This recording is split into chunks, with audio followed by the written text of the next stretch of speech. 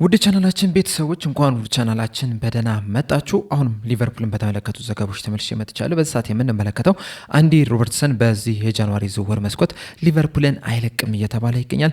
እንደዚሁም ሊቨርፑሎች ዣቪ አሎንሶ ጋር የመጀመሪያ ግንኙነት አድርጓል እየተባለ ይገኛል። ስቲቭን ኒኮል የሰጠው ማስቴት አለ። ሃርቪ ኤሊየትን የሚመለከት ዘገባ ይኖራል። እስከ መጨረሻ ደቂቃ ድረስ አብራችሁ ቆይታችሁ እንድትከታተሉት በአክብሮት እጋብዛለሁ። ሰብስክራይብ፣ ላይክ፣ ሼር እያደረጋችሁም የቻናሉ ቤተሰብ እንድትሆኑ በአክብሮት እጠይቃለሁ። አሁን በቀጥታ ወደ ያስኩላችሁ ጉዳዮች ማመሪያ ይሆናል። አብራችሁን ቆዩ። በመጀመሪያ የምንመለከተው የቀድሞ የሊቨርፑል ተጫዋች የሆነው ስቲቭን ኒኮል የሰጠውን አስተያየት ይሆናል። ቅዳሜ ምሽት ላይ በተደረገ የእንግሊዝ ፕሪሚየር ሊግ የ23ኛ ሳምንት መርሃ ግብር ሊቨርፑል በበርንማውዝ 3-2 በሆነ ውጤት ማሸነፉ አይዘነጋም። ከጨዋታው በኋላም የቀድሞ የሊቨርፑል ተጫዋችና ሌጀንድ የሆነው ስቲቭን ኒኮል በጨዋታው ዙሪያ በሰጠው አስተያየት ቨርጂል ቫንዳይክ ወደ ሊቨርፑል ከመጣ ጀምሮ እንደዛ ጨዋታ መጥፎ የሚባል እንቅስቃሴን ሲያደርግ አልተመለከትኩትም። በዚህ ጨዋታ ላይ በተቆጠሩ ሶስቱም ጎሎች ላይ የሱ አስተዋጽኦ አለበት የሚል አስተያየትን ሰጥቷል። አያይዞም በሰጠው አስተያየት በዚህ ሰዓት ተጋጣሚ ቡድኖች ሊቨርፑል ላይ ጎል ለማስቆጠር ከፈለጉ ኳሶችን እንዳለ ወደ ቦክስ ውስጥ ነው የሚልኩት። ከዛ በኋላ ከያስ ነው የሚፈጠረው፣ ምስቅልቅል ነው የሚለው። በረኛው ኃላፊነትን እየወሰደ አይደለም ወይም ነገሮችን እየተቆጣጠረ አይደለም የሚገኘው። ቨርጂል ቫንዳይክም ነገሮችን እየተቆጣጠረ አይደለም የሚገኘው። ማንንም እያመነ አይደለም የሚገኘው። ሁሉም ሰው እንግዲህ ግራ ገብቶት ነው ያለው፣ ምስቅልቅል ውስጥ ነው ያለው። በዛ ምክንያቱም ጎሎችን እየተቆጠሩ ነው የሚገኙት። አሰልጣኝ አርነ ስሎት ከጨዋታው በኋላ ተጫዋቾቹ ደክሟቸው ነው እንደዚህ አይነት እንቅስቃሴ ያደረጉት የሚል አስተያየትን ሰጥተዋል። ነገር ግን ደግሞ ይሄ አስተያየታቸው ወይም ይሄ ምክንያታቸው ቨርጂል ቫንዳይክ ለሰራው ስህተት እንደ ምክንያት ሊቀመጥ አይገባም። በተለይ ቨርጂል ቫንዳይክ በዚህ ሰዓት በዓለማችን ላይ አሉ ከሚባሉ ምርጥ የመሀል ስፍራ ተከላካዮች መካከል አንደኛው ነውና ቢደክመህ እንኳን ከዚህ የተሻለ ነገሮችን መወሰን ነበረበት። ነገሮችን ቀለል ለማድረግ ነበረበት። ተጫዋቹ ያችን ኳስ እንዳያገኝ ከቨር ማድረግ ነበረበት። በደከመ ሰዓት በጣም ቅንጡ የሆኑ ነገሮችን ማድረግ የለብህም። በጣም ቤዚክ የሚባሉ ነገሮችን ነው ማድረግ ያለብህ። አልሆኑ ነገሮችን ከመስራትም መቆጠብ መቻል አለብህ። ኢነርጂህንም ሴቭ ማድረግ መቻል አለብህ። ከዛ በኋላ እንግዲህ በጣም ብዙ ሳትሯሯጥ አይምሮህን ተጠቅመህ መከላከል መቻል አለብህ። ይህንንም ነገር እንግዲህ ከቨርጂል ቫንዳይክ ላለፉት አመታት በደንብ የተመለከትነው ነገር ነው። ቨርጂል ቫንዳይክ በጣም ምርጥ በነበረባቸው እነዛ አመታትም እንግዲህ ከፍጥነትና ከጉልበቱ ይልቅ በብዛት የሚጠቀመው የነበረው አይምሮን ነው። አይምሮን ተጠቅመው ተጋጣሚ ቡድኖች ተጫዋቾችን ሲቀማ መመልከት ችለን ነበርና ያንንም ነው ማድረግ ያለበት እንጂ ደከመው ተብሎ ሌላ ነገር መስራት የለበትም። እንደ ምክንያትም ሊቀመጥ አይገባውም። ምክንያቱም እየተጫወተ የሚገኘው ለሊቨርፑል ነው የሚል አስተያየትን ሰጥቷል። በጨዋታ ላይ እንግዲህ ቨርጂል ቫንዳይክ በሶስቱም ጎሎች ላይ ኢንቮልቭ ያደረገ ተጫዋች ነው እና ሞረስት የሚባል እንቅስቃሴ ነው ያሳዩና ስቲቭ ኒኮልም እንግዲህ ይህንን ወቀሳ አቅርቦበታል። እናንተ የምትስማሙ ከሆነ እንግዲህ ሀሳባችሁ እንዳለ ኮሜንት ሴክሽን ላይ በመጻፍ አሳውቁኝ። በመቀጠል የምንመለከተው ሃርቪ ኤሊየትን የተመለከተውን ዘገባ ይሆናል። ትናንትና አስቶን ቪላዎች ከኒውካስል ዩናይትድ ጋር ያደረጉት የፕሪሚየር ሊግ የ3ኛ ሳምንት ጨዋታ ነበረ። በጨዋታው ላይም እንግዲህ 2-0 በሆነ ውጤት ማሸነፋቸው አይዘነጋም። በዛ ጨዋታ ላይም እንግዲህ ከኖቬምበር 27 በኋላ ለመጀመሪያ ጊዜ ሃርቪ ኤሊየት ከቡድኑ ጋር ወደ ሴንት ጄምስ ፓርክ ስቴዲየም መጓዝ ችሏል። በእርግጥ መጮት አልቻለም ወይም ደግሞ የመጮቻ ደቂቃ አልተሰጠውም። እንደዛ ቢሆንም ግን አብሮ መጓዙ ራሱ አንድ ነገር ነው። ምክንያቱም ይህ ተጫዋች እንግዲህ ከሊቨርፑል በክረምት ዝውውር መስኮት ነበረ የመግዛት ግዴታ ባለበት የውሰት ውል ወደ አስቶን ቪላ የሄደው። ነገር ግን ደግሞ የመግዛት ግዴታው አክቲቪቲ እንዲሆን የግድ 10 ጨዋታዎችን መጮት መቻል አለበት። እስካሁን ድረስ እንግዲህ 5 ጨዋታዎችን ብቻ ነው መጮት የቻለው። ከዚህ በኋላ እንግዲህ 5 ጨዋታዎችን የሚጫወት ከሆነ አስቶን ቪላዎች የመግዛት ግዴታ ይኖርባቸዋል። ነገር ግን ኡናይ ኤምሪ ከአንድ ወር በፊት እንደተናገሩት ከሆነ ይህንን ተጫዋች በቋሚነት ማስፈረም እንደማይፈልጉ ተናግሯልና በዛ ምክንያትም እስካሁን ድረስ ምንም አይነት ጨዋታ እየተጫወተ አይደለም የሚገኘው። ለመጨረሻ ጊዜም እንግዲህ በኢሮፓ ሊግ ነበረ ለአስቶን ቪላ መጮት የቻለው። ከዛ በኋላ እንግዲህ ከኖቬምበር 27 ጀምሮ ደግሞ የመጮቻ ደቂቃ አለማግኘት ብቻም ሳይም ከቡድኑ ጋር ራሱ ለጨዋታዎች እየተጓዘ አይደለም የሚገኘው። በትናንትና ዕለት ግን ወደ ሴንት ጄምስ ፓርክ አብሮ ሊጓዝ ይችላል። ነገር ግን ደግሞ ቴሌግራፍ ላይ ጆን ፒርስ እንደጻፈው ከሆነ ሃርቪ ኤሊየት ከቡድኑ ጋር ወደ ሴንት ጄምስ ፓርክ የሄደው ከዚህ በኋላ አስቶን ቪላዎች ይህንን ተጫዋች ለማጫወት ፍላጎት ስላላቸው አይደለም።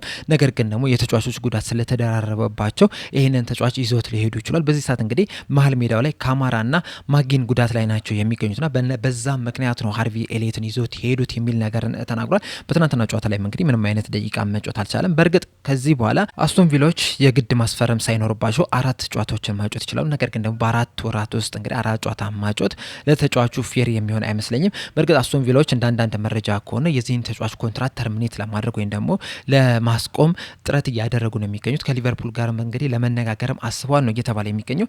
ነገር ግን ደግሞ አሁን የጃንዋሪ ዝውውር መስኮት ሊዘጋ 4 ቀናቶች ብቻ ናቸው የቀሩትና በእነዚህ 4 ቀናቶች ውስጥ የተለያዩ መፍትሄዎች የማይፈጠሩ ከሆነ ምናልባት ሊቨርፑሎችም በቃ ችግር የለውም ኮንትራቱን አታስፈረሙት፣ ነገር ግን ደግሞ ውሰት ሁሉን ጨርሱት ብለው እንኳን ቢያሳምኗቸው አንድ ነገር ነው። በዚህ ቢስማሙ ቢያንስ ተጫዋቹ ከዚህ በኋላ ኮንትራቱን ባይፈርም እንኳን በአስቶን ቪላ ባይቆይ እንኳን የተለያዩ የመጮሻ ደቂቃዎችን የሚያገኝ ይሆናል። ካልሆነም ደግሞ አስቶን ቪላዎች ወደ ሊቨርፑል ቢመልሱት የተሻለ ይመስለኛል። እንደዛ ካልሆነ ግን ለተጫዋቹ በጣም አሳዛኝ የሚባል ጊዜን እያሳለፈ ነው የሚገኘው። ከሊቨርፑል ወደ አስቶን ቪላ ሲሄድ የበለጠ የመጮሻ ደቂቃ ለማግኘት እንደዚሁም በአሰልጣኝ አርነ ስሎትም ብዙ እምነት ያልተጣለበት ተጫዋች ስለሆነ ነበረ ያቀን ነው። ነገር ግን በአስቶን ቪላ የመጀመሪያዎቹ ጨዋታዎች አካባቢ ጥሩ መንቀሳቀስ ችሎ ነበር። ጥሩ የመጮሻ ጊዜን አግኝቶ ነበረ። ከዛ በኋላ ግን በኡናይ ኤምሬም እምነት ያልተጣለበት ተጫዋች ሆኖ እስካሁን ድረስ እንግዲህ ምንም አይነት ደቂቃ እየተጫወተ አይደለም የሚገኘው። የዛኔ ግን ወደ አስቶን ቪላ ሲያቀና ግን የተሻለ ነገርን ይገጥመዋል በሚል ተስፋ ተጥሎ ነበረ። ያ ግን አልሆነም። አሁን ላይ እንግዲህ ያለው አማራጭ አንደኛ በዛው በአስቶን ቪላ ቆይቶ እስከ ሲዝኑ መጨረሻ ድረስ ቢበዛ 4 ጨዋታዎችን መጮት ነው። ካልሆነም ደግሞ አስቶን ቪላና ሊቨርፑል ተነጋግረው ለየት ያለ መፍትሄን ቢፈልጉለት ጥሩ ነው ብዬ ነው የማስበው። ካልሆነ ግን ተጫዋቹ በጣም የሚያሳዝን ጊዜን እያሳለፈ ነው የሚገኘው። በቀጣይ የምንመለከተው አንዲ ሮበርትሰንን የተመለከተውን ዘገባ ይሆናል። ከ4 ቀናቶች በፊት እንግዲህ ቶተናሞች ከሊቨርፑል ጋር በዚህ ተጫዋች ዙሪያ ንግግር እያደረጉ ነበር። በተለይ ደግሞ አርብና ቅዳሜ ዕለት በወጡ ዘገቦች መሰረት ቶተናሞች ለሮበርትሰን 5 ሚሊዮን ፓኬጅ ለሊቨርፑል ለመክፈል አስበዋል። እንደዚሁም ደግሞ ለሊቨርፑልም ሂሳቡን አቅርቧል የሚሉ መረጃዎችን ስንሰማ ነበረ። እንደዚሁም ፋብሪዞ ሮማኖም እንደተናገረው ከሆነ አንዲ ሮበርትሰን ከሊቨርፑል ወደ ቶተናም ለመሄድ ተቃርቧል። ቶተናሞችም ከሊቨርፑል ጋር በጣም ጥብቅ የሆነ ንግግር እያደረጉ ነው የሚገኙት። በተጨማሪም ሊቨርፑሎች ኮስታስ ሲሚካስን ከሮማ የውሰት ውልን አቋርጦ ወደ ሊቨርፑል ሊመልሱት ነው። ሮማዎችም ኮስታስ ሲሚካስ ወደ ሊቨርፑል እንዲያቀናም ፈቅደውለታል የሚሉ መረጃዎችም ሲወጡ ነበረ። ነገር ግን ትናንትና ምሽት ላይ በወጡት መረጃዎች መሰረት በተለይ ደግሞ ፖል ጆይስ ዘ ታይምስ ላይ እንደጻፈው ከሆነ በዚህ ሰዓት አንዲ ሮበርትሰን ወደ ቶተናም የሚያቅናት ሂደቱ ተቋርጧል እያለን ይገኛል። በተለይ ደግሞ ሊቨርፑሎች ኮስታስ ሲሚካስን ከሮማ ባለማግኘታቸው ምክንያት አንዲ ሮበርትሰንን ለመልቀቅ ፈቃደኛ አይደሉም እያለን ይገኛል። በዚህ ዙሪያ እንግዲህ ሉሲ ስቴልም ይዞት በወጣው ዘገባ መሰረት ሊቨርፑሎች አንዲ ሮበርትሰን ከክለባቸው እንዳይለቅ ያደረጉበት ምክንያት በዚህ ሰዓት ላይ የተከላካዮች ጉድለት ስላለባቸው ነው። እንደሚታወቀው ኮነር ብራድሊና ጆቫኒ ሊዮኒ በዚህ ሲዝን ወደ ሜዳ የማይመለሱ ይሆናል። እንደዚሁም ደግሞ ጆ ጎሜዝም በበርንማውዝ ጨዋታ ላይ መጎዳቱ አይዘነጋምና በዚህ ሰዓት ሊቨርፑሎች የተከላካይ አማራጮቻቸው በጣም አነስተኛ ናቸውና ለዛም ሲባል ተጫዋቹን ወደ ቶተናም ለመልቀቅ ፍቃደኛ አይደሉም እያለን ይገኛል። ይህንንም እንግዲህ በተመሳሳይ መልኩ ዴቪድ ኦርስቲንም አያይዞ መዘገብም ይችላል። በዚህ ሰዓት ንግግሮች እየተደረጉ አይደለም የሚገኘው ብሏል። ምናልባት ግን በቀጣይ ቀናቶች ውስጥ የሚፈጠሩ ነገሮች ሊኖሩ ይችላሉ። በተለይ ሮማዎች ለኮስታስ ሲሚካስ ምትክ የሚያገኙ ከሆነ ኮስታስ ሲሚካስ ወደ ሊቨርፑል የሚያቀና ይሆናል። ይዛኔ ደግሞ ሊቨርፑሎችም አንዲ ሮበርትሰንን ለቶተናም ይሸጡታል ተብሎ ነው የሚጠበቀውና ቀጣይ ቀናቶች እንግዲህ የአንዲ ሮበርትሰን ቆይታ ላይ በጣም ወሳኝ ሚና አላቸው። ፖል ጆይስ ግን አያይዞ እንደዘገበው ከሆነ በዚህ ሰዓት ላይ ተጫዋቹን ወደ ቶተናም የግድ ማቅናት አለብኝ ብሎ ሊቨርፑሎችን እየጨቀጨቀ አይደለም የሚገኘው። በሊቨርፑልና በሮበርትሰን መካከል ጥሩ የሚባል ግንኙነት አለው። እናም ወደ ቶተናም የሚያደርገው ዝውውር የማይሳካ ከሆነ እንኳን ራሱ በሊቨርፑል ቤት ወሳኝ የሚባል ሚና ይጫወታል ተብሎ ነው የሚጠበቀው። እንደሚታወቀው የሊቨርፑል ምክትል አምበል ነው። እንደዚሁም በቡድን ውስጥም በተጫዋቾች ዘንድ በጣም ትልቅ ተጽዕኖ ይፈጥራሉ ከሚባሉ ተጫዋቾች መካከል አንደኛው አንዲ ሮበርትሰን ነው። በተጨማሪም በዚህ ሰዓትም ራሱ ከሚሎስ ኬርኬዝ ጋር ተፎካክሮ መጮት የሚችል ተጫዋች ነው። ለሚሎስ ኬርኬዝም ጥሩ ከቨር መሆን የሚችል ተጫዋች ነው። እንደዚሁም ደግሞ በተከታታይ ጨዋታዎችም ጀምር ቢባል ራሱ ያንን ሚና መጮት የሚችል ተጫዋች ነው። ከዚህ በኋላም ለሊቨርፑል ብዙ ግልጋሎቶችን መስጠት የሚችል ተጫዋች ስለሆነ ቢቆይም የሚከፋ የለም። እንደውም የበለጠ ደስተኛ ይሆናል ተብሎ ነው የሚጠበቀው። በተለይ ደግሞ በደጋፊው ዘንድ እንደዚሁም በተጫዋቾቹ ዘንድ አንዲ ሮበርትሰን በሊቨርፑል እንዲቆይ ይፈልጋል። ነገር ግን ደግሞ የሊቨርፑል አመራሮች አሰራራቸውን ሁላችንም እናውቃለን። በተለይ አንድ ተጫዋች 30 ዓመቱ ካለፈ በኋላ አዲስ ኮንትራትን መስጠት አይፈልጉም። እንደውም ከዚህ በፊትም በየርገን ክሎፕ አማካኝነት ነበር አንዳንድ ተጫዋቾች ከ30 ዓመታቸው በኋላ ራሱ ተጨማሪ የኮንትራት ሲሰጣቸው የነበረው። አሁን ላይ እንግዲህ የርገን ክሎፕ የለም። አሁን ላይ ያሉት አሰልጣኝ አርነ ስሎት ናቸው።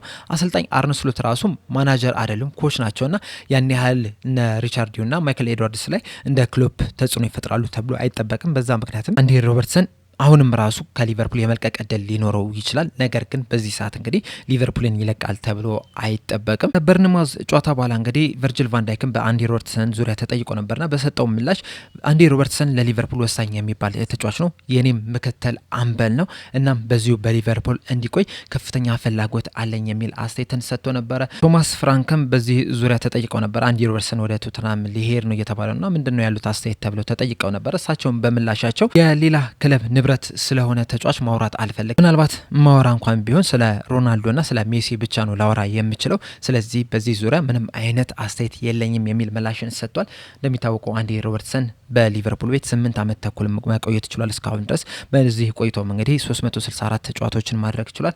አጠቃላይ 68 አሲስቶችን ማስመዝገብ ሲችል በፕሪሚየር ሊጉ ብቻ እንኳን 56 አሲስቶችን ማስመዝገብ ይችላል። በዚህ ቆይቶም እንግዲህ 2 ፕሪሚየር ሊጎችን፣ 1 ሻምፒዮንስ ሊግና ሌሎችንም ዋንጫዎችንም ጨምሮ ማንሳት የቻለ ተጫዋች ነው። በዚህ ሰዓት ግን በሊቨርፑል ቤት ያለው እህል ውሃ ግን ያበቃ ነው የሚመስለው። ምናልባት በዚህ የጃንዋሪ ዝውውር መስኮት ባይወጣ እንኳን በክረምቱ የዝውውር መስኮት ሊቨርፑልን የሚለቅ ይሆናል በነጻ ዝውውር። በመጨረሻ የምንመለከተው የስፔን ጋዜጣ የሆነው አስ ይዞት የወጣውን ዘገባ ይሆናል። እንደ አስ ዘገባ ከሆነ ሊቨርፑሎች ከዣቪ አሎንሶ ጋር የመጀመሪያ ግንኙነት አድርጓል እያለን ይገኛል። አያይዞም እንደ ዘገባው ከሆነ ግን ሊቨርፑሎች በዚህ ሰዓት ከአሰልጣኙ ጋር ንግግር እያደረጉ የሚገኙት በዚህ ሰዓት በቀጥታ አሰልጣኙን ለማምጣት ሳይሆን ነገሮችን ለማጣራት ነው እያለን ይገኛል። እንደሚታወቀው አሰልጣኝ አርነ ስሎት ከዚህ በኋላ በሊቨርፑል ቤት የሚያቆያቸው የ1 ዓመት ተኩል ጊዜ አለ። ያለንበት ሲዝን እንደተጠናቀቀ በሊቨርፑል ቤት የሚያቆያቸው የ1 ዓመት ኮንትራት ብቻ ነው የሚቀረው። ከዛ በኋላም እንግዲህ ኤፍኤስጂዎች ኮንትራታቸውን ያራዝማሉ ተብሎ አይጠበቅም። እንደዚሁም ደግሞ በዚህ ሲዝንም ሊቨርፑሎች እያሳዩት ያለውን እንቅስቃሴ ተመልክተንም ምናልባትም በቅርቡም ከስራቸው ሊሰናበቱ የሚችሉበት እድልም እንዳለ ነው እየተነገረ የሚገኘውና እሳቸው ከስራ የሚሰናበቱ ከሆነ ደግሞ ዣቪ አሎንሶ ቀዳሚ ምርጫ ተደርጎ ነው የተቀመጠውና በዚህ ሰዓት እንግዲህ በዣቪ አሎንሶ በኩል ያሉትን ነገሮች ለማጣራት ንግግር ማድረግ ጀምረዋል እያለን ይገኛል። ነገር ግን አያይዞ እንደዘገበው ከሆነ ግን ይህ ንግግር ግን አሰልጣኝ አርነ ስሎትን ለማሳነስ ለማቃለል ተብሎ የተደረገ ንግግር አይደለም። እንደ ሁልጊዜም ትልልቅ ክለቦች ሁልጊዜም ቀደም ብሎ ነው የሚያስቡት፣ ለረጅም ጊዜ ነው የሚያስቡትና በዛ ምክንያትም ነው ዣቪ አሎንሶን እያነጋገሩ የሚገኙት። እንደዚሁም አሰልጣኝ አርነ ስሎትም አሁን ያለንበትን የ2025/26 የውድድር ዘመንንም የሚያጠናቅቁ ይሆናል እያለን ይገኛል የስፔኑ ጋዜጣ የሆነው አስ። ከዚህ በፊትም እንግዲህ በዚህ ዙሪያ የነገርኳችሁ ነገር አለ። የራሴን ግምት ሳስቀምጥ ራሱ አሁንም ድረስ አሰልጣኝ አርነ ስሎት ይህንን ሲዝን ሊጨርሱ የሚችሉበት እድል አለ ስላችሁ ነበርና ይህንንም እንግዲህ አስ በዘገባው አረጋግጦልናልና አመራሮቹ ለምን አሰልጣኝ አርነ ስሎትን ለመታገስ እንደፈለጉ ስቲል እስካሁን ድረስ እየገባኝ አይደለም የሚገኘው። በተለይ ያለፉትን 10-15 ጨዋታዎች ራሱ በአሰልጣኝነቱ መቆየት አልነበረበትም። በተለይ ደግሞ በፒኤስቪና በኖቲንግሃም ፎረስት በተከታታይ 4-1 እና 3-0 በሆነ ውጤት በተሸነፉበት ጊዜ ነበረ አሰልጣኝ አርነ ስሎት ከስራው ሊሰናበት የሚገባው የነበረው። በእርግጥ በዛ ሰሞን እንግዲህ እንደ ምክንያት ተደርጎ ሲቀመጥ የነበረው አሰልጣኝ አርነ ስሎትን ብናባረር ራሱ ሌላ እሱን የሚተካ አሰልጣኝ በዚህ ሰዓት በገበያው ላይ የለም የሚል ነገርን ሲነሳ ነበረ። ነገር ግን እንደዛ ቢሆንም ራሱ አሁን ለምሳሌ ስቲቨን ጀራርድን በጊዜያዊነት መቅጠር ይችሉ ነበር። ከዛ በኋላ ሌሎች ጥሩ የሚባሉ አሰልጣኞች ገበያው ላይ ሲገኙ እነዛን አሰልጣኞች መቅጠር ይቻል ነበረ። ያ እንኳን እሺ አልፏለን ባለው በዚህ ሰዓት ግን ቢያንስ ዣቪ አሎንሶ በስራ ላይ አይደለም የሚገኘው። ከሪያል ማድሪድ አሰልጣኝነቱ ከተሰናበተ ጀምሮ በዚህ ሰዓት ረፍት ላይ ነው የሚገኙና እሱን መቅጠር ይቻላል። ቶሎ መወሰን ነበረባቸው። የ2026 ከገባ ጀምሮ ሊቨርፑሎች ማሸነፍ አልቻሉም። በፕሪሚየር ሊጉ 4ቱን አቻ ሲወጡ በአንዱ ደግሞ ሽንፈት አስተናግዷልና መጥፎ የሚባል ሪካርድ ነው እያስመዘገቡ የሚገኙት። ከዚህ በፊትም እንደነገርኳቸው አሰልጣኝ አርነ ስሎት ሮይ ሁድሰን ያነሰ የሚባል እንቅስቃሴ ነው እያደረገ የሚገኘው። ውጤትም ደረጃም በጣም ያነሰ እየሆነ ነው የሚገኘው። በተለይ ደግሞ ካላቸው የተጫዋቾች ጥራት አንጻር ስንመለከተው የአሰልጣኝ አርነ ስሎት የያዙት ቡድን ከሮይ ሁድሰን ከያዙት ቡድን በጣም የተሻለ የሚባል የቡድን ጥራት ነው ያለውና በዛ ምክንያቱም የተሻለ የሚባል ነጥብን ማስመዝገብ ነበረባቸው።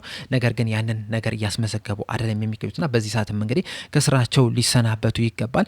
ነገር ግን ኤፍኤስጂዎች ግን ሊታገሷቸው ነው እያሰቡ የሚገኙትና እስከመቼ ይታገሷቸዋል የሚለውን ነገር እንግዲህ አብረን የምንመለከት ይሆናል። ነገር ግን አሁን ባለው መሰረት ግን አሰልጣኝ አርነ ስሎት ቡድኑን ያሻሽላሉ ብዬ ግን እኔ በግሌ አላስብም። እናንተስ አሰልጣኝ አርነ ስሎት ቡድኑን ከዚህ በኋላ ያሻሽሉታል ብላችሁ ታስባላችሁ? ሀሳባችሁ እንዳለ ኮሜንት ሴክሽን ላይ በመጻፍ አሳውቁኝ። ለአሁን እኔ እዚህ ላይ ያበቃው። በቀጣይ በሌላ እስከምንገናኝ ድረስ ሰብስክራይብ፣ ላይክ፣ ሼር ማድረግ እንዳትረሱ። ቸር ያቆየን።